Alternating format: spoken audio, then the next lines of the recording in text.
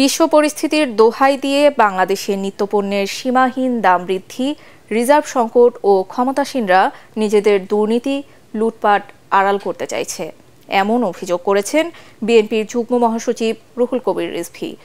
সম্প্রতি ফরিদপুরের মধুখালীতে মন্দিরে আগুন দেওয়ার ঘটনাকে কেন্দ্র করে হত্যাকাণ্ডের শিকার 2 শ্রমিক ও আহত 3 জনকে সহায়তা দিতে গিয়ে তিনি একথা বলেন।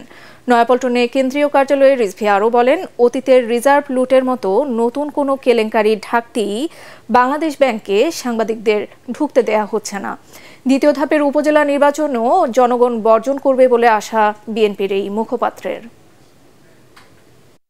ঘটনা তো নিশ্চয়ই ঘটেছে, না হলে ভারতীয় একটি পত্রিকা তারা বিলিয়ন বিলিয়ন ডলার এখান থেকে হ্যাক হয়ে গেছে লিখলো। বাংলাদেশ ব্যাংক একটা স্টেটমেন্ট, বাংলাদেশ ব্যাংকে দেবে, চাকরি করে সরকারের, নিশ্চয়ই সেখান থেকে বিলিয়ন ডলার হ্যাক হয়ে চলে গেছে। আর এটা তো নতুন কিছু না, এটা তো দৃষ্টান্ত আছে, কয়েক বছর আগে তো হয়েছেও তাই। রুগ্ন ক্লিষ্ট নারীকে প্রসাধন চর্চিত করলে যেমন লাগবে বাংলাদেশের অর্থনীতি, তেমনি রুগ্ন ক্লিষ্ট প্রসাধন চর্চিত একটি অর্থনীতি।